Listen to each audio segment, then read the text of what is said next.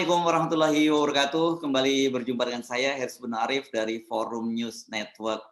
Akhirnya polisi bertindak dengan cepat ini menetapkan 6 orang karyawan dari Holy Wings SCBD itu sebagai tersangka dalam penistaan agama ya, dalam penodaan agama. Karena kemarin itu Anda masih ingat ya bagaimana mereka membuat iklan promo bahwa kalau yang punya nama Muhammad dan Maria itu setiap hari Selasa kalau nggak seingat saya itu mereka gratis dapat minuman keras tapi syaratnya minumnya di situ. Ini kan sebenarnya ini luar biasa, makanya reaksinya juga luar biasa serius, dan bahkan termasuk saya tadi juga membaca anggota DPD dari DKI Jakarta Faira Idris juga meminta agar polisi segera bertindak. Nah, bagaimana kita melihat ini dari perspektif hukumnya? Apakah memang polisi yang bisa bertindak? Apa ini delik aduan? Apakah ini termasuk soal penistaan agama? Saya akan mengajak Anda untuk mendiskusikan dengan pakar hukum pidana, Dr. Muhammad Taufik. Assalamualaikum, Mas Taufik. Waalaikumsalam warahmatullahi wabarakatuh. Mas Hersubno, selamat pagi. Jadi ini langkah polisi udah tepat ya dengan segera bertindak dan menetapkan jadi tersangka ini ya? Ya. Cuman buat sebagai seorang praktisi pidana mesti lihat dulu kasusnya sampai kalau saya dari sisi intelijen ini sebagai kanalisasi saja, jangan sampai liar. Oh, karena kalau tidak ditangkap liar, karena big business. The Holy Wings Indonesia itu big business, big money, dan banyaklah di situ orang-orang penting. Jadi saya lebih melihat ini sebagai upaya kanalisasi, Mas, biar tidak menjadi bola salju. Kalau jadi bola salju ini uangnya bukan ratusan miliar, udah triliun ini yang bermain di Holy Wings ini, ya, gitu, Mas Hersubno. Oke, tapi kan jadi apa yang Anda maksud? Walaupun kanalisasi ini kan penting supaya jangan sampai kemudian terjadi kemarahan massa karena ini sensitif ya.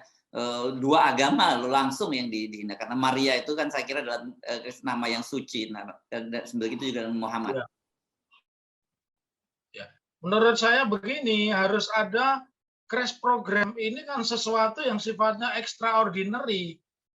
Bayangkan ya, menangkap seorang YouTuber Kang Edi Mulyadi aja begitu cepat, menangkap Ahmad Dhani, kemudian memenjarakan Gus Nur itu 1 kali 24 jam. Jadi tidak perlu menunggu seminggu, kalau yang lain 1 kali 24 jam sama 1 kali 24 jam. Ini yang saya sebut di dalam bahasa pidana namanya legal audit. Oke, yang menurut seorang penyidik, legal audit, mulai dari legal audit. Jadi kita harus bertanya dulu, dari sisi legal audit itu artinya siapa yang memeriksa, perintah pemeriksaannya apa, apakah hanya orang itu didatangkan di kantor polisi atau malah sebaliknya polisi yang mendatangi dia. Ini kan 2 hal yang berbeda. Kemudian prosesnya ini sudah sampai penyidikan atau belum. Kalau penyidikan tentu ada 2 upaya, satu penangkapan, yang kedua penahanan. Kenapa saya sebutkan ini harus ada legal audit? Harus terjadi equal ya, atau tidak boleh ada disparitas, tidak boleh ada perbedaan perlakuan. Ahmad Dhani 1 kali 24 jam ditangkap, ditahan, berlanjut disidangkan. Kemudian Gus Nur malam itu juga ada paginya laporan, malam itu dari Mabes Polri datang ke Malang, kemudian ditangkap, ditahan, dan disidangkan.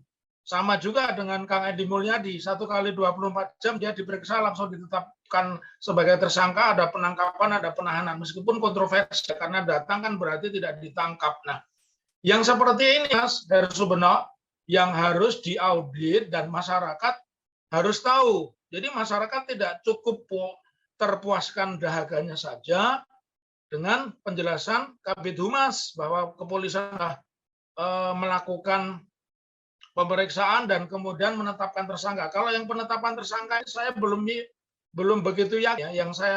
Yang saya dapat berita itu baru diperiksa ada 6 orang begitu. Apakah mereka sudah tersangka atau tidak? Nah, kalau mereka tersangka karena ini big business ya, ini sebuah emporium hiburan malam yang begitu kental nuansanya negatif, artinya ini modalnya kuat ya. Kalau kita lihat di foto-fotonya itu kan ada ada pengacaranya juga ya. Jadi ada tokoh-tokoh kontroversi yang ada di situ. Nah, ini yang harus dikejar. Dan saya terima kasih ketika ada channel Hersubeno Arif ya yang masuk jaringan FNN ikut mengedukasi masyarakat, karena memang masyarakat kita ini cepat amnesia, jadi sudah lupa, begitu habis tidur lupa, sudah selesai tidak selesai. Saya akan mengkritisi saya akan kritisi dengan segala kemampuan saya, begitu Mas. Oke, sekarang kita masuk ke kasusnya ya. Ya. Anda pernah dalam perbincangan dengan saya menyatakan bahwa yang begini ini memang bukan delik aduan dan polisi harus bertindak sangat cepat gitu. Jadi gimana nih konstruksi hukumnya ini? Oke, satu pertanyaan menarik ya. Yang membedakan antara delik pidana biasa dan delik pidana aduan itu di sini. Kalau delik pidana biasa itu kejahatan itu masuk aturan umum, masuk delik umum, artinya dia yang berposisi penyidik apakah jaksa boleh bertindak, dia punya kapasitas itu. Nah, tetapi kalau ini sifatnya delik aduan, misalnya pencemaran nama baik, ya menurut Mas Hersubeno dengan bahasa yang tidak pantas, itu baru negara dalam hal ini polisi bertindak kalau orang yang dirugikan melapor.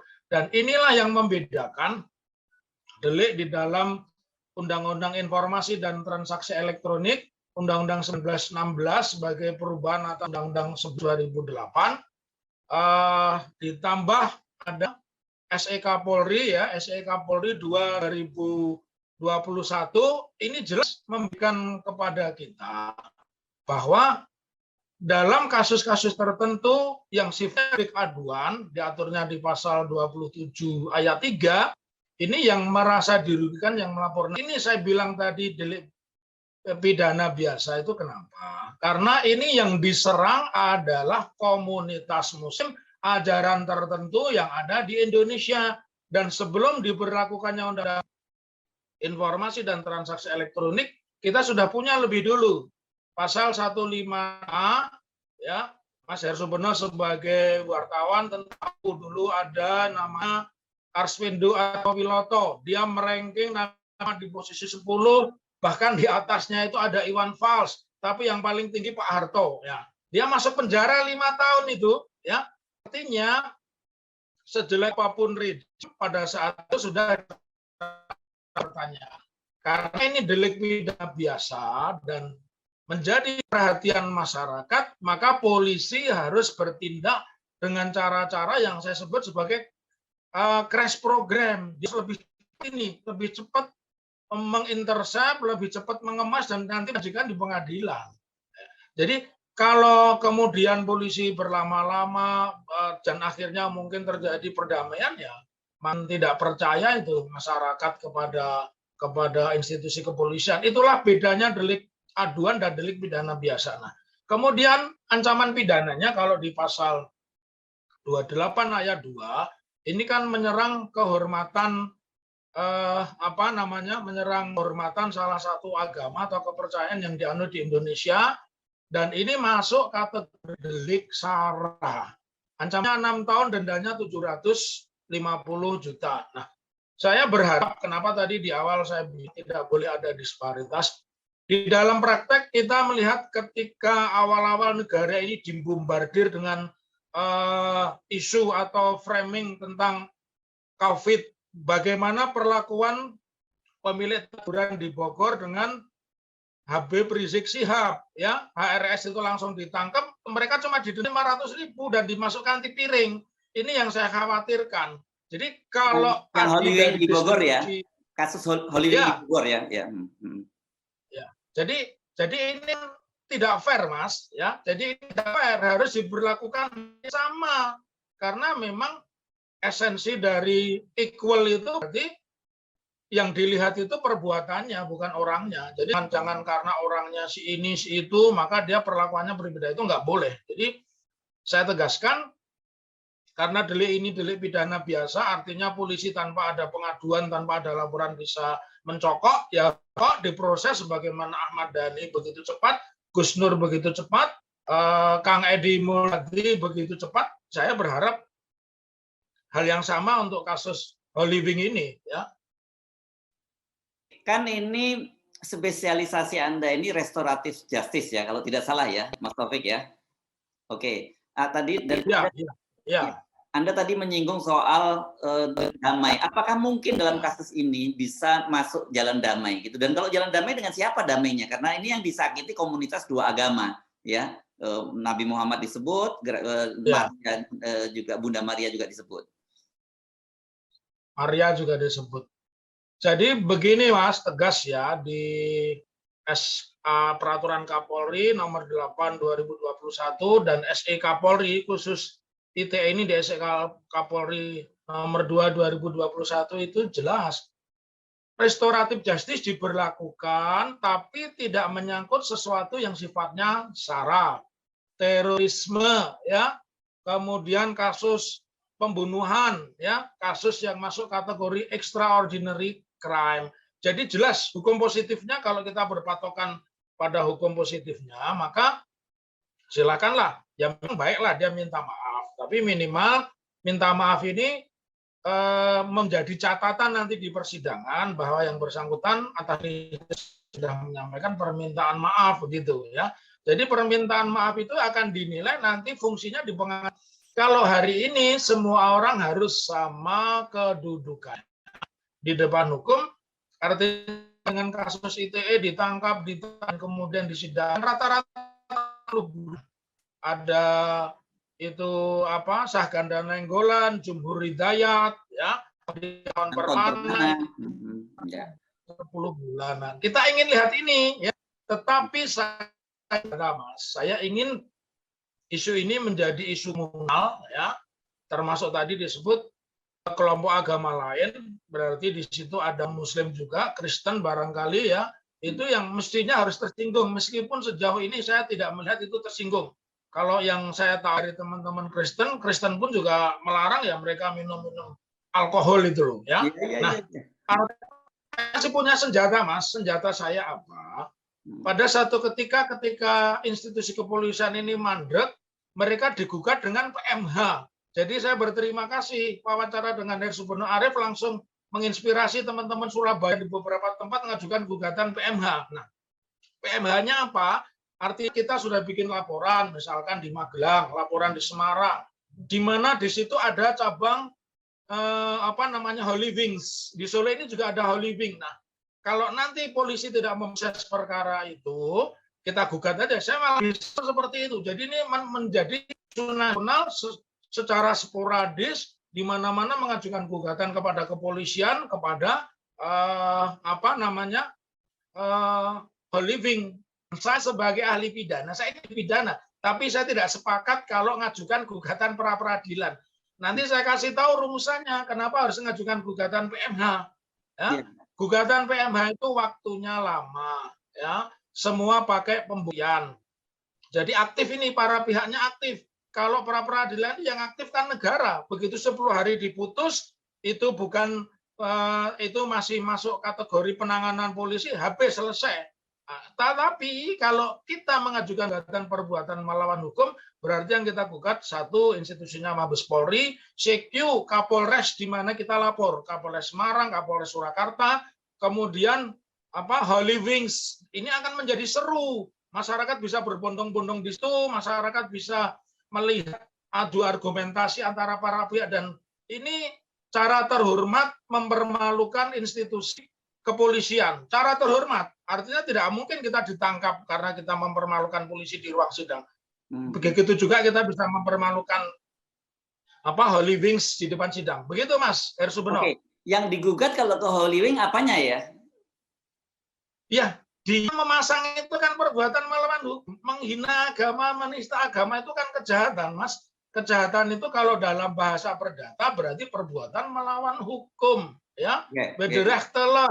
Karena wederrecht telah melawan hukum, ya dia wajib mengganti kerugian. Kerugiannya apa? Misalkan mencopot iklannya, meminta maaf, memasang. Dan ini pengalaman empiris saya. Saya pernah menggugat perbuatan melawan hukum Telkomsel. Sampai kasasi saya dimenangkan ketika dia memasang iklan mungkin Mas Hersubunno masih ingat, kita pernah punya gadget namanya BlackBerry. Ya. Nah, Telkomsel menjual paket BlackBerry Unlimited. Saya bawa ke China, ternyata saya kena roamingnya jutaan. Saya nggak mau bayar karena saya berprinsip saya membeli produk itu unlimited, berarti kamu bohongin saya. Kira-kira seperti itu, Mas. Seru deh. Nanti Mas Hersubunno saya masukkan sebagai penggugat nanti biar hadir di persidangan. Enggak, pertanyaan saya ini karena yang melakukan ini kan Holywing SCBD gitu ya. Dan Ya. tadi Anda menyebut di mana-mana warga yang ada Holywingnya bisa melakukan gugatan. Apakah bisa dilakukan, katakan di Solo ada Holywing juga. Ya. Nah, atas dasar apa warga Solo menggugat Holywing Solo gitu maksud saya? Ini pertanyaan menarik. Mereka menggunakan iklannya di media sosial, di akun IG. Ya. Nah, ini kan nggak bisa. Saya bisa bacanya dari sini kok. Saya dapat bacanya dari sini. Dan karena setelah peristiwa ini saya malah berteman. Biar aktivitas saya termonitor oleh Holywing. Jadi bisa, Mas. Kan ini sudah cyberspace ya. Kalau cyberspace itu yang bisa membatasi. Negara dengan informasi ini kan sekarang masuk wilayah yang oleh Alvin Toffler disebut borderless world. Jadi negara nggak ada batas. Jadi bisa, Mas, sangat bisa itu. Jadi silakan masyarakat mencatat dari perbincangan itu dijadikan bahan mengajukan gugatan di mana kalian tinggal, di mana di situ ada Holywing, dan syaratnya kalian baca dulu IG di tempat kalian mau gugat. Saya udah baca, udah teliti, udah berkomentar. Jadi saya punya alasan untuk menggugat. Ya, jadi artinya dibiarkan proses hukumnya berjalan oleh polisi, dan ini tidak ada namanya restoratif justice karena ini berkaitan dengan SARA gitu. Dan bersamaan dengan itu, apakah nunggu kasusnya selesai disidangkan secara pidana selesai baru mengajukan gugatan perbuatan melawan hukum, atau bisa bersamaan? Bisa bersamaan, bisa setelah selesai. Kalau setelah selesai ini jadi alat buktinya kuat karena sudah dipidana dia bersalah. Tetapi kan tadi saya bilang belum tentu mekanisme pidana kita seperti itu, belum tentu mekanisme pidana kita itu equal, belum tentu semberan pidana kita itu berlaku kepada setiap orang. Jadi nggak ada aturan, tidak ada aturan. Ketika kita mengajukan gugatan perdata harus nunggu putusan pidananya. Nah, sekarang lebih seru itu, lebih seru kalau bersamaan ya. Tetapi memang secara strategi ibarat orang bermain sepak bola, lawan itu akan ketika kipernya kena skors, Mas. Ya, jadi kalau kita main sepak bola, kiper utamanya diganti oleh kiper cadangan, nah kita ini potensi menangnya besar gitu, Mas. Nah, tadi kan waktu awal perbincangan Anda menyebutkan ada kekhawatiran ini dikanalisasi karena ini melibatkan big money, nama-nama besar. Apakah maksud Anda ini nanti hanya para karyawan ini dikorbankan, padahal sebenarnya Anda melihat ini strategi besar dari Holywing sebagai korporasi gitu? Exactly. Dan ini satu pertanyaan mereka. Tadi mengingatkan kepada saya pernah menulis buku tentang kejahatan korporasi. Ini menarik ini. Ini karena saya dapat lawan yang sebanding, jadi muncul juga di Perma 2 2016 mereka bisa dijangkau dengan kejahatan korporasi. Ini korporasi dan ini niat karena mereka punya tim kreatif. Ya, beda waktu kita kecil, Mas, dulu ada gedung bioskop yang nulis iklan gedung bioskop, gambar-gambar telanjang itu kan pegawai yang dibayar mingguan itu. Ini bukan, ini strategi bisnis. Ini strategi bisnis, bagaimana caranya agar orang meributkan nama Holywing. Jadi tetapi mereka salah kalkulasi karena yang disebut ini nama dari sebuah komunitas agama, baik itu agama Islam maupun agama non-Islam, terutama Nasrani dan Katolik ya. Jadi ini pintu masuknya itu sangat terbuka sebagai sebuah korporasi. Kekhawatiran saya karena di banyak kasus ketika diberlakukan ketentuan tentang pandemi, orang-orang yang tidak punya modal, orang-orang yang tidak dekat dengan kekuasaan dia dihukum. Bayangkan punya hajatan di saat pandemi aja hukumannya 4 tahun, ini kan dapat. Sementara yang lain punya mall cuman dikenakan denda 500.000, alih-alih diperiksa pidana dia didenda aja 500.000. Ini kan sangat tidak fair ya. Bahkan bukan hanya itu, mungkin sebagai wartawan Mas Heru benar juga mencatat, ada tukang bakso divonis suruh bayar 4 juta ya awal-awal pandemi. Itu dagangan seminggu belum tentu untungnya 4 juta itu. Mungkin kasihkan sama rombongnya sama gerobaknya. Jadi kekhawatiran saya ini cukup beralasan karena berdasarkan pengalaman empirik, data statistik, ketika ada satu peristiwa yang melibatkan big money, big people, itu sepertinya negara ini menjadi, bahasa saya ya, sakit kembung ya. Sakit kembung itu mau kentut nggak bisa, mau nguap juga nggak bisa, jadi di perut terus ini bahaya banget. Angin lah ya, angin dan kembung ya. Oke, jadi Anda menduga bahwa ini bukan sekedar kealpaan atau kenaifan gitu ya, memilih memilih iklan yang bersifat kontroversi. Jadi mereka memang Anda menduga gitu ada niatan untuk membuat ini menjadi kontroversi, dengan begitu impact-nya besar gitu ya dari sisi market gitu ya. Ya, saya persis. Nah, justru karena itu dugaan saya begini, kenapa memilih nama Muhammad? Kenapa memilih nama Maya? Kenapa tidak memilih nama Arif atau Joko atau Taufik itu misalnya? Orang yang bernama, atau Agus, kan ada komunitas Agus, orang yang nama Agus itu menjadi persoalan pribadi, tetapi ketika dia menyerang nama Muhammad, nama Maria, berarti dia memang sudah secara tendensius, ya, dia sengaja. Dan saya gembira ini polisi membuktikannya gampang karena ada tiga unsur ya. Tiga unsur apa? Mens rea, ada niat. Niatnya biar saya pilih nama Muhammad sama Maria biar rame ya.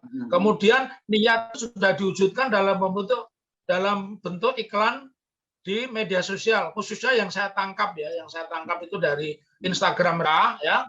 Kemudian yang berikutnya peristiwa ini sudah terjadi dan kemudian menimbulkan kerugian masyarakat, khususnya masyarakat Muslim ya. Jadi ini pasalnya banyak, kejahatan korporasi masuk, undang-undang ITE masuk, penistaan agama masuk, bahkan kalau sampai menimbulkan keonaran ya harusnya sama diberlakukan kepada pasal-pasal yang diberlakukan kepada Habib Rizik Syihab maupun Habib Bahar Smith itu ya, menurut saya kalau memang fair.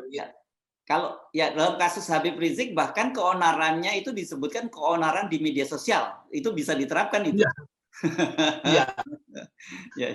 Oke. Kalau ini lebih heboh karena tadi pagi saya searching di Palembang sudah ada yang membuat laporan ya. Di Jakarta sudah ada. Nah, saya tunggu teman-teman nanti di Surakarta. Kalau nggak mungkin membuat laporan polisi atau pra peradilan, saya pengen gugat aja. Jadi kalau misalkan lapor polisi itu hanya strategi aja, diproses apa enggak. Kalau nggak diproses, kan itu PMH.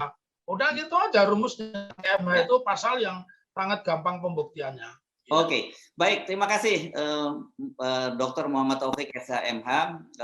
Ini pakar hukum pidana, khusus spesialisasinya restoratif justice. Dan bagi Anda yang ingin mendapat kajian-kajian soal hukum, ya, dan tip-tip hukum itu Anda bisa menyimaknya ini di akun YouTube-nya ya. Ini namanya Muhammad Taufik and Partner ya, Mas ya, nama anunya ya. Iya, Taufik Partner ya. Ya. Ini unik, menarik karena Anda dengan menyimak channel dari Taufik and Partner ini bisa mendapat tip-tip. Saya kemarin nonton soal orang ditilang karena pakai sendal jepit ke ladang atau apa gitu ya, naik sepeda motor pakai sendal jepit gitu ya. Ini tip-tip praktis, silakan Anda kunjungi channelnya.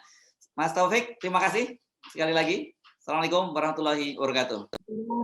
Waalaikumsalam warahmatullahi wabarakatuh.